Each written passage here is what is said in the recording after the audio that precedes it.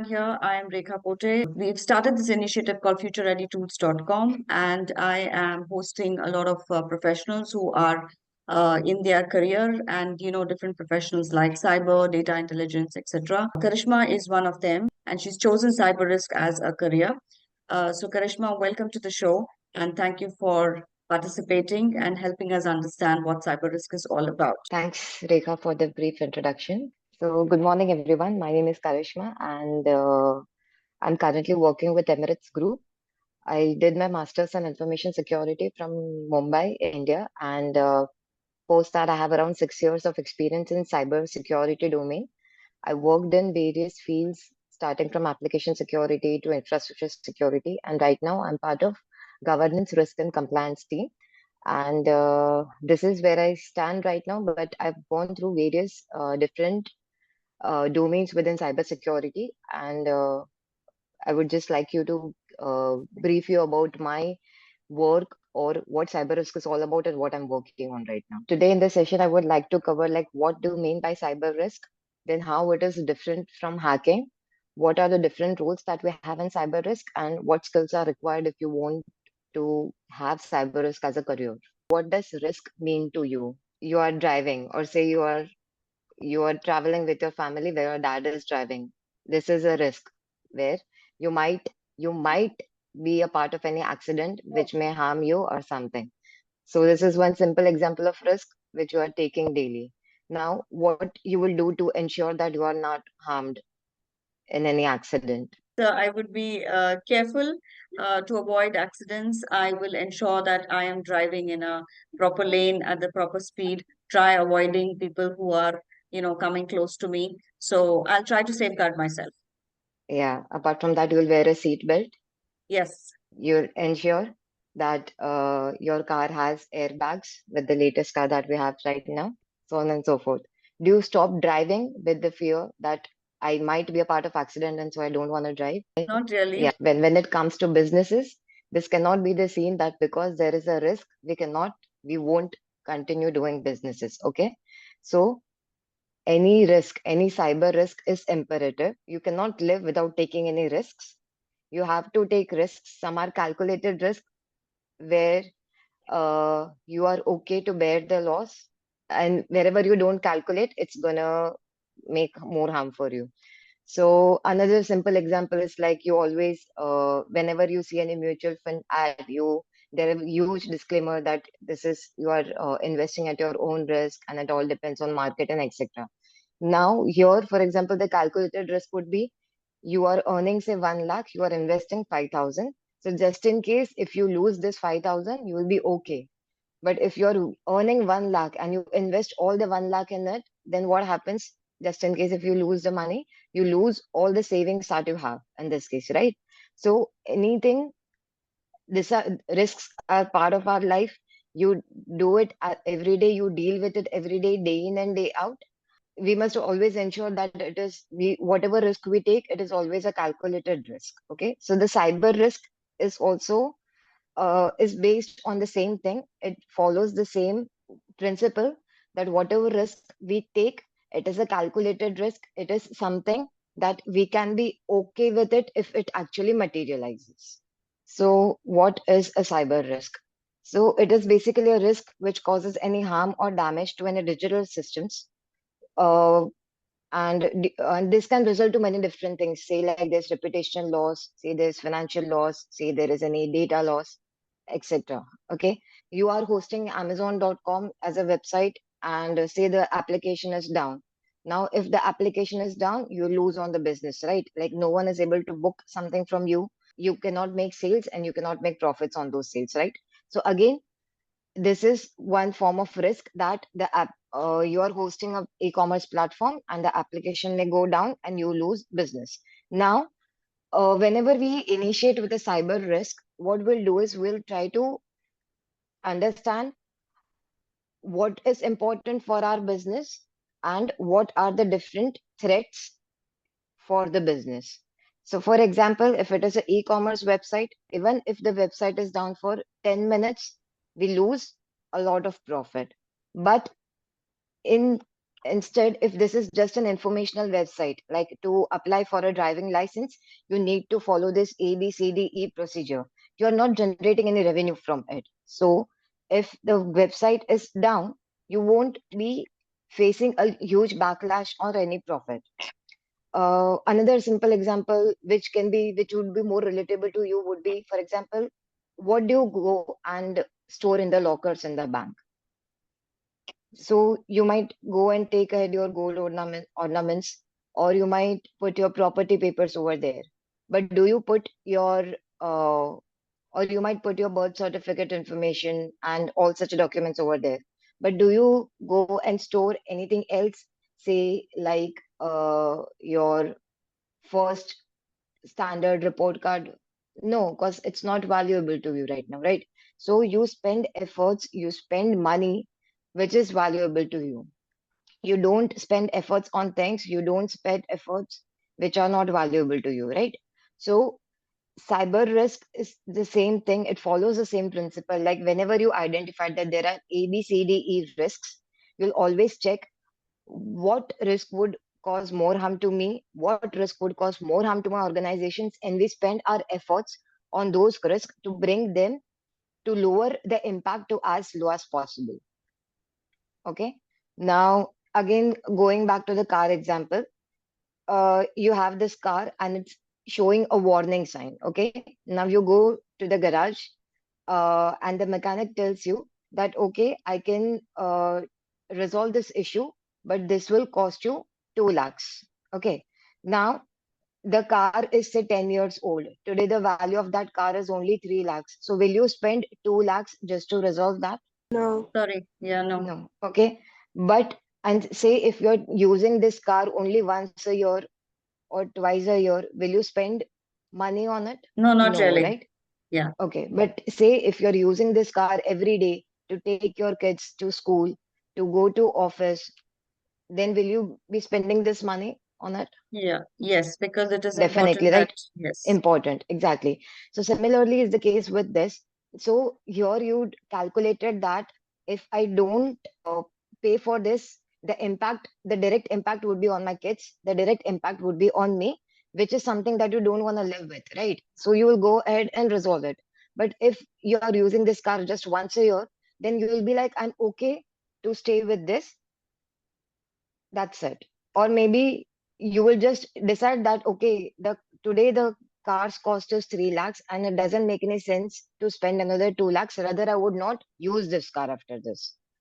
So this is how you determine like what needs to be done based on the impact and the likelihood.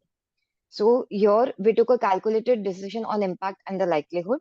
The likelihood is you are using this car daily. So the likelihood is that if whatever the warning sign is, you are more prone to that, and the impact is maybe loss of life. So you took a calculated risk and you decided that no, I need to mitigate this. I'll go to the garage, I'll ask him to fix this issue. But on the other hand, where you saw that the if you're using this car only once a year, then the likelihood is very less of getting the risk materialized, and the impact is also very less. So you took a decision that you won't be working on fixing this risk. So whatever the risk is, it is always determined based on the impact and the likelihood, and then you decide whether you want to fix the risk or you want to live with the risk. Okay. Now I'll just move on to next topic, like hacking versus cyber risk. So these two fields are, or rather, I would say these two fields are related, but not are part of the same thing like cyber security, but they are not exactly related to each other. So hacking is like trying to gaining access to any unauthorized system or any network to fetch data, to fetch information. Now, why do people do this? A simple, most common thing is just to be cool that, okay, I have access to this, I get this information. For money, once you get sensitive information, you can sell this information. So, for example, credit card informations are actually sold at $4 per record, okay? Or any PI information, like if I have your name, your address, your phone number, I can sell this information. and this information is easily available, and people give you money for it. They'll give you for, say, promotional offers. So you might have gone to some malls where they ask you to fill lucky draw information, and suddenly you start receiving calls that, okay, we are offering you this promotion, we have this offer for you. Are you interested or not? So how do these people get this information? So whenever you gave this information for this lucky draw, this information is ultimately sold to other people for money, and then you get this call. So this is not hacking, but this is what I wanted to highlight is the value of information that we hold right now, and because it is valuable, people pay money for that. Okay, so hacking is one where someone wants to gain access, unauthorized access, to prove a point, to highlight that, okay, they are superior, to get this information, or just for fun, to even if the application is down, they just like it that, okay, I have this power to do something wrong to a company, to a person, to an organization. Okay, and what is ethical hacking? So ethical hacking is, it uses the same mechanisms of hacking, but this is done majorly by internal employees or by people who don't want to cause any harm. They just want to identify whatever weaknesses are in your system, and they highlight it to you. Okay. So say you as a car owner proactively go to a garage and you just ask them, you ask the mechanic, can you just check if everything is fine in the car? So he might check the brake, he might check the engine oil, he might check the air conditioner coolant, he might check the wiper and all, and then he'll say, okay, I checked, I identified that the wiper is not working fine, but everything else is good. Okay, so now here you are proactively trying to identify if there are any loopholes in the car that you need to mitigate, or that you need to fix before you go for a long drive with your family, right? So ethical hacking follows the same approach.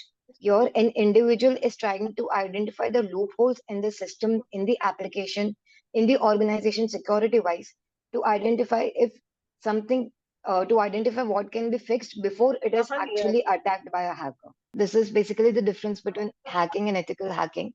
Now, how it is not directly related to cyber risk, but say from ethical hacking, you identify what the loopholes are in the system, and then again you will initiate the cycle of calculating the impact and the likelihood, and decide whether you want to live with this risk or mitigate the risk. Okay.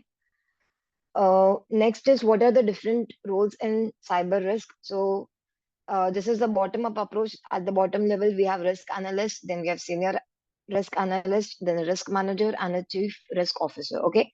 So, as a part of risk analyst and senior risk analyst, your job description would involve around identifying what risks are present in your organization, as a part of your applications, as a part of your infrastructure. Now, please note that you cannot live without risk. Risk will be present. If you come across any application where you say that there is zero risk, then I would say that you have not done your risk assessment properly. So risk are imperative, risk are always there. As a part of risk analyst, your job is to identify what risks are and what is the likelihood and the impact of those risks. Okay. Then going a level up, as a part of risk manager, you are supposed to drive this risks. So if the risk probability and the impact is high, then what treatment should be done, when it should get resolved, to follow up to ensure that the risk level is brought down to low. That would be a part of risk manager. Apart from that, to highlight the risks to the senior management. Now, this is very much important, is your senior management should always know what risks are a part of my organization, because ultimately they'll be taking the actions, maybe in the form of approving the budgets, or maybe to give a acceptance that, okay, we are okay to live with this risk. So highlighting this risks to the senior management appropriately, explaining them the impact and the likelihood, is a part of risk manager. And then we have the chief risk officer. If anything goes wrong, this person is the one who is held accountable when it comes to any risks. So if any risk is signed off by the chief risk officer, And if that materializes, then this person is responsible. So this is a very difficult position to be in. Of course, it has many rights, but with duties and rights, there is this huge risk of being a part at this position. But this is the highest level. And if you are governed by any regulatory body, for example, say if you're part of a bank, so bank in India are governed by RBI, right? And we have to comply to RBI's requirement to have a license of the bank. So here, any project that you want to deliver, it needs approval, it needs a go ahead from the chief risk officer, where the risk officer determines are we okay to take that kind of risk or we should not, and let it go. Okay. And next, I would want to highlight is what skills are required when you want to have a career in cyber risk. Okay. So first, technical skills, that this goes without saying. You need to understand what the application does, uh, how applications work, how programming works, to understand what the likelihood and the impact is. Unless and until you don't understand that, you won't be able to efficiently decide the likelihood and the impact. Second is security tools and technologies. So just like in the car example, you will ensure that I'll drive in one lane. I'll ensure that I have seat belts. I'll ensure that airbags are working properly and are present in the car. These were the compensatory controls. These are the controls which will help you to minimize the impact. Similarly, there are security tools and technologies which will help you to minimize the cyber risk. So you need to have an understanding of what tools are present, what technologies are present, and because this is continuously evolving, we need to understand them. Third is cybersecurity frameworks and standards. So we there are many different frameworks and standards which help us to identify, or which help us to know, like, how can we minimize the risk to as low as possible. So we need to have an understanding for that.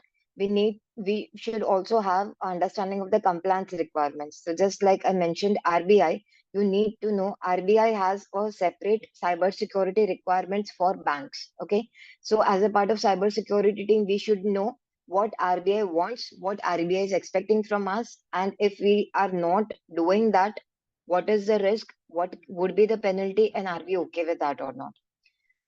The fourth is analytical and problem solving skills.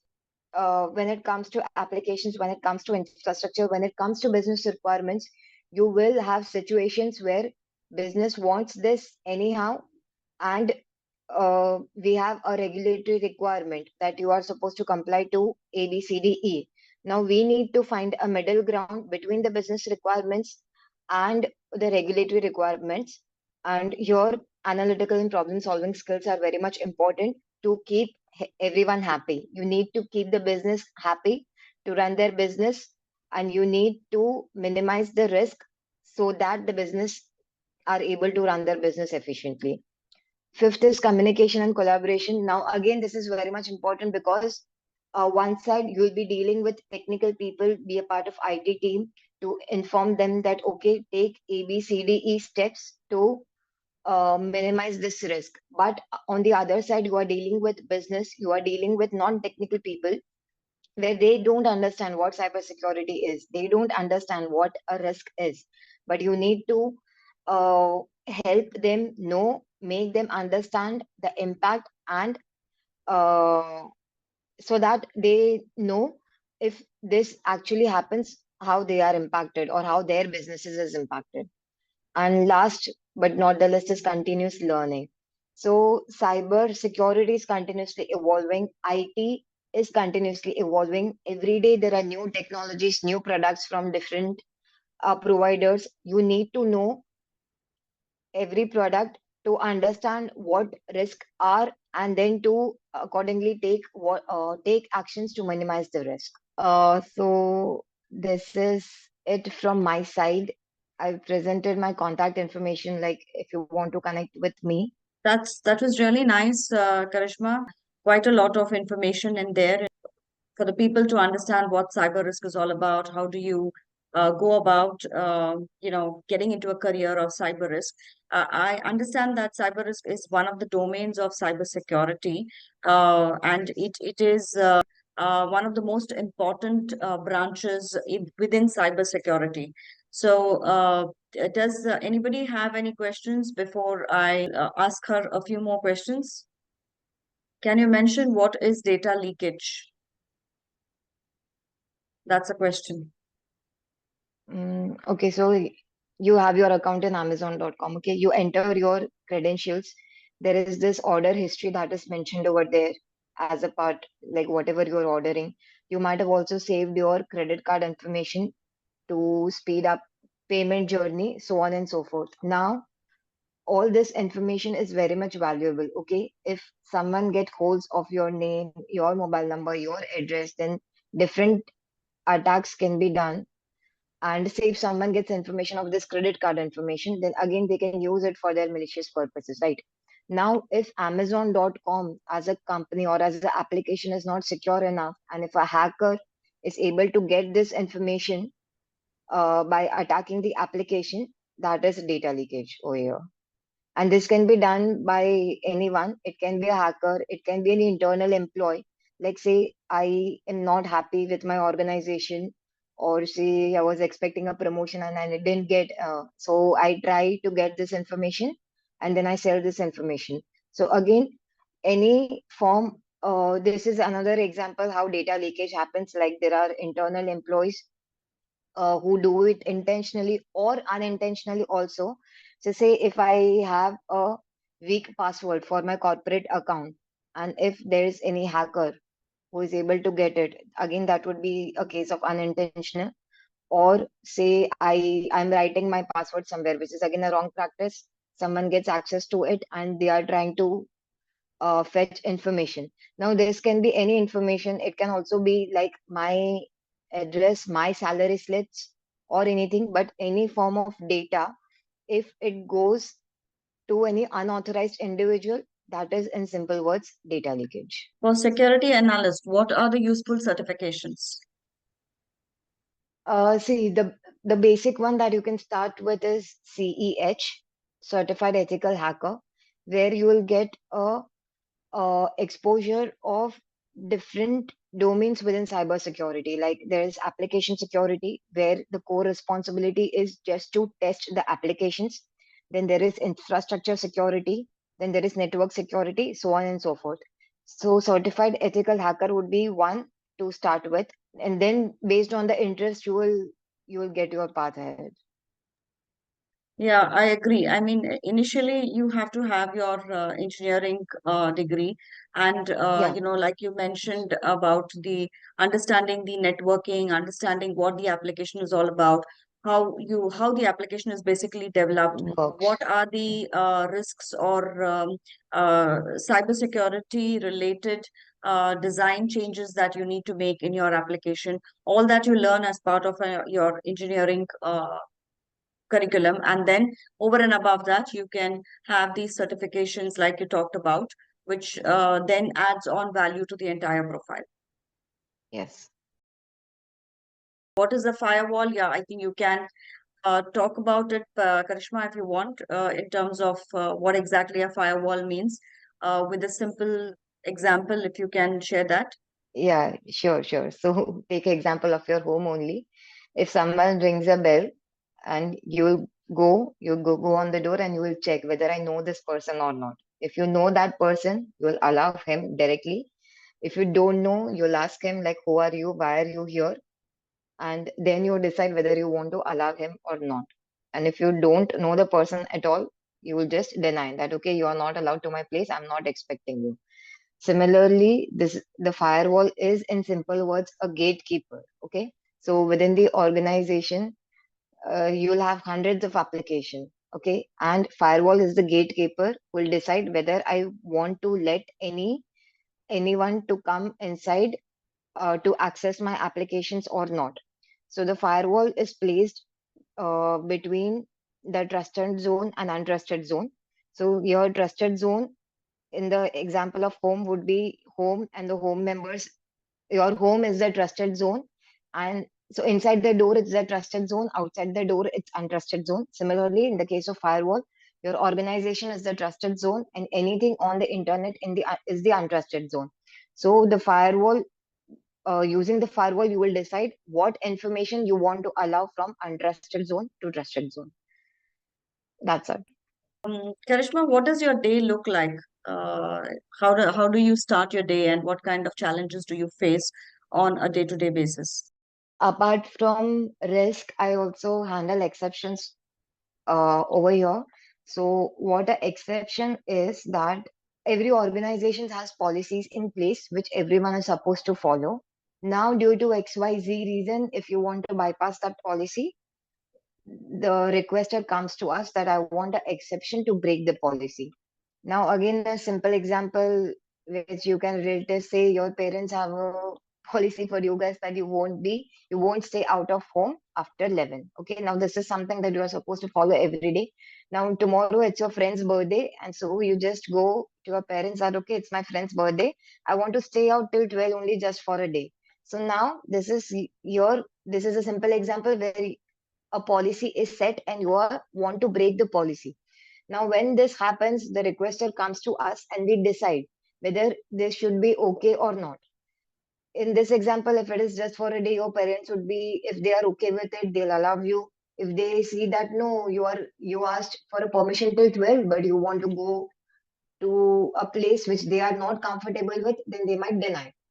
So similarly, as a part of exception assessment, we assess whether this is okay to bypass or not, and then we decide. So this is something that I do on day-to-day basis. Apart from that, when it comes to risks, analyzing the risk is also part of exception. And based on the exception assessment, if the risk is high, then we discuss this with the business, discuss this with the stakeholders on why we cannot allow this. And if this is still required, then what action needs to be taken to minimize the risk as low as possible. So this is majorly what I do every day. And explaining the team on the likelihood and the impact. That's it. Right. And how do you keep yourself updated? Are you part of some work groups or, networking communities where you keep getting information about the new vulnerabilities that have been exposed and anything like that? Yeah. So okay, we have many. You can say go with hackernews.com. I follow up with it almost regularly. Like okay, what is being identified and what vulnerabilities exist in the market. If we are using the same product, then we can uh, get in touch with the team to resolve it. Apart from that, many major organizations like there's Microsoft, Google, Amazon, so on and so forth, they also publish uh, a report. Maybe depending, maybe it's monthly, quarterly, yearly also, for us to understand what the landscape is all about, or say which industry is currently under attack right now, so on and so forth, and say if we are a part of that industry, then what actions can be taken. Then similarly, there are different tools like cyber threat intelligence. Okay, so they'll also highlight if say one industry in hospitality domain is attacked, they'll inform all the other industries within the same domain that okay, a peer is attacked with this, say a ransomware attack, and then maybe it also gives us ideas that okay, what action needs to be taken to safeguard us from that. So there are different channels available, Right. and it Yeah, also that's depends on where your organization is moving. Okay, so sometimes the organization wants to, your organization may be the first one to use a technology. Okay, so you need to know where your organization is moving, and it's daily learning activity, like you need to understand from that also. Yeah. okay, great. So let's say I am in my engineering and I'm interested in cybersecurity and I'm going to complete my engineering next year or so. How do I start entry level in any organization? What options do I have? So, see, this is a major challenge in cybersecurity domain that we don't get skilled resources. Reason being, there are very few colleges who are offering this as a um, what do you say, Regular course. study option. Okay, yeah, as Yeah. a regular course. So say when I did my master's in information security, there were only two colleges in Mumbai at that point of time who were offering this course, and with the intake of only what 20 students. So today worldwide there is a gap of skilled resources in cybersecurity domain, and reason being we don't have colleges giving this course. So to the base level is stay very much to the computer engineering thing. Reason being that will develop your basics if you want to have a career here. You need to understand what network is, how it operates, what application it is, how it works, how the application server connects with database server. You need to understand the infrastructure. Once you get a hang of that, like then you slowly and gradually you can pick up one domain. Say if you are comfortable with infrastructure, you deal in and out with servers, you deal in and out with data centers and all, you can pick up that and try to understand what vulnerabilities are, and then slowly and gradually pave your way up. Start with one domain. When it came to me, I started with application security, and then slowly and gradually I moved to infrastructure security, network security. And after getting a hang of everything today, I can play my role diligently and properly being a part of risk analyst, because it's not the case that you will get risk only from one particular domain. You'll get risk from any and every part within the organization, and you need to understand how things work if you want to assess in a risk properly. So Yeah. yes, that's there. And I was lucky enough to get on the job training, but majorly you will see for all the freshers, you have on the job training, because what colleges will cover would be very much technical, but it is not as is when you do it live, right? So on the job training would always be there for the freshers, which will help depending on where you join. Thank you, Karishma. Okay. So all that I have to say, Karishma, thank you very much for taking out your time. Appreciate you being available on a weekend and doing this for us. I hope it has helped the people here, and do spread the word, guys. I will be sharing this video either on YouTube or my own blog site. So for people to hear to it and keep referring to it whenever they want. And obviously, Karishma has said that she's available for any kind of guidance or mentorship or any kind of directions that you guys are looking for in terms of taking the next steps or what you do in cybersecurity, especially, there could be things like certifications, courses. Yes, yes. And in fact, Rekha, I started as an intern. So yes, opportunities are available. I started as an intern in Tech Mahindra. So that's there. But yes, I'm there. And thanks for the opportunity, Rekha. And thank you everyone for listening to me patiently. I hope it's valuable. I did share some valuable information today. Yeah, I am sure it is. Thank you so much, Karishma. And appreciate you taking out time on a weekend. Thank you so much. And thanks for the support.